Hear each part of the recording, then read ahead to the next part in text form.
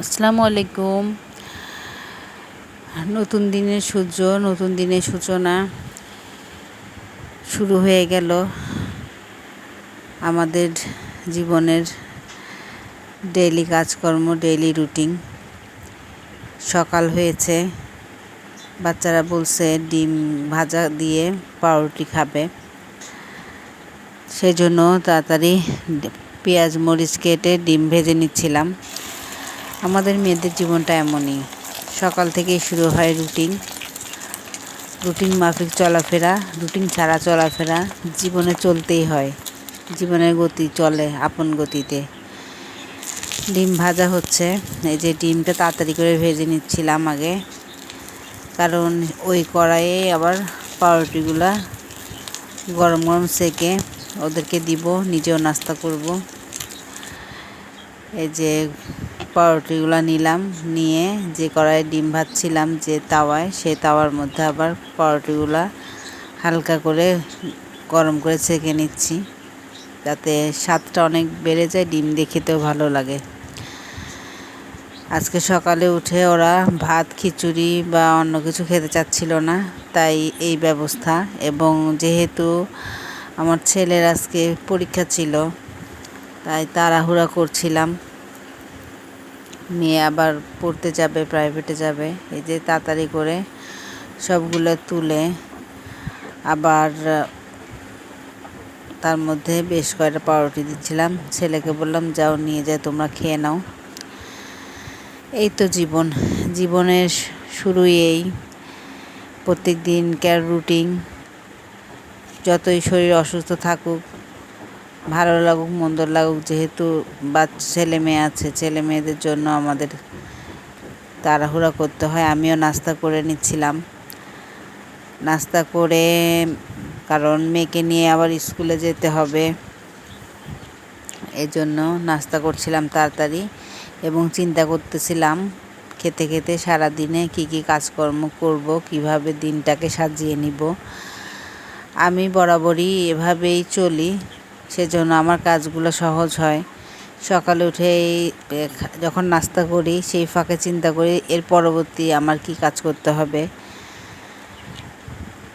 যখন আমরা জীবনের কাজগুলোকে গুছিয়ে নিব, একটা রুটিন মাফিক নিয়ে আসব, তখন আসলে জীবনটা অনেক সুন্দর হয় এবং কাজগুলো খুব সহজ হয়।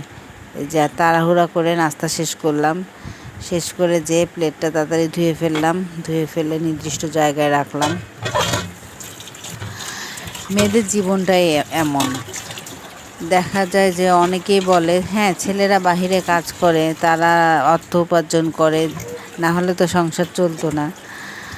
তারপরেও মেয়েদেরকে অনেকে অবহেলা করে, কিন্তু মেয়েদের কাজটাও কিন্তু কম না বা কম গুরুত্বের না। এই যে সকাল থেকে আমরা উঠি, কাজকর্ম করি, এই যে চা বানায় নিচ্ছিলাম, চিন্তা করলাম নাস্তা করে একটু চা খেলে ভালো হবে, সেহেতু আদা দিয়ে একটু চা করে নিচ্ছিলাম। সকালে উঠে হয় লেবু চা, না হলে আদা চাটা বেশ লাগে নাস্তা খাওয়ার পরে। এখন যেটা বলছিলাম, দেখা যায় একটা মেয়ে সকাল থেকে উঠে বাচ্চাদেরকে নাস্তা রেডি করা, খাওয়ানো, এরপরে বর্তমানে যে যুগ পড়েছে,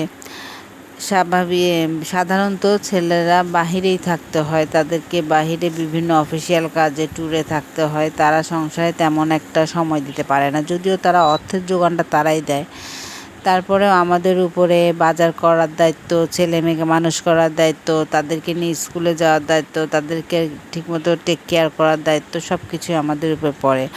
আর যদি এই দায়িত্বগুলো পালন না করি, তাহলে কিন্তু আবার ছেলে মেয়েদেরকে ঠিকমতো মানুষ করা বলতে খালি লেখাপড়ার ক্ষেত্রে সুশিক্ষিত না, তাদের সুশিক্ষিত করে যে গড়ে তোলাটা, সেটা অনেকাংশ আমাদের উপরে নির্ভর করে। এই যে চাটা বেশ ভালো হয়েছিল, আদা দিয়ে চাটা। আর আমি সাধারণত এই ছেঁচুনি দিয়ে ছেঁচে আদাটা দিই, তাতে আদার রসগুলো ভালো মতো বের হয় এবং আদাটাও অনেক ভালো লাগে, চাটা অনেক ভালো লাগে খেতে। এখন আদা চাটা খেলাম, খেয়ে রেডি হচ্ছিলাম স্কুলে যাওয়ার জন্য। আর এই যে পপকর্নের প্যাকেটটা হাতে নিলাম, নিয়ে চিন্তা করলাম এটা কখন তৈরি করব। ইনশাল্লাহ তৈরি করব, তার উপরেও একটা ভিডিও তৈরি করব আমি পপকর্নটা যেদিন আমি রেডি করব। এবং এই পপকর্নগুলো খেতেও ভালো লাগে। এখন এই যে চাটা শেষ করছি এবং সাথে সাথে আপনাদের সাথে কথা বলার জন্য তৈরি হচ্ছি।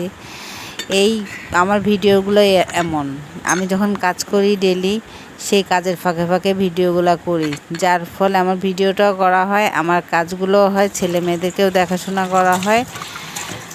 একটা শৃঙ্খলার মধ্যেই সব কিছু আনার চেষ্টা করি, কতটুকু পারি জানি না, তবে চেষ্টা করি। চায়ের কাপ পিসগুলো ধুয়ে ফেললাম, ধুয়ে যে আমি রেডি হয়ে গেছি, মেয়েকে নিয়ে স্কুলে যাব। এই যে আমার বোরখাটা পরে নিলাম। এরপরে এই যে মেয়ের স্কুলে যাওয়া। সবাই ভালো থাকবেন, সুস্থ থাকবেন, আমার চ্যানেলটা সাবস্ক্রাইব করবেন। আল্লাহ হাফেজ।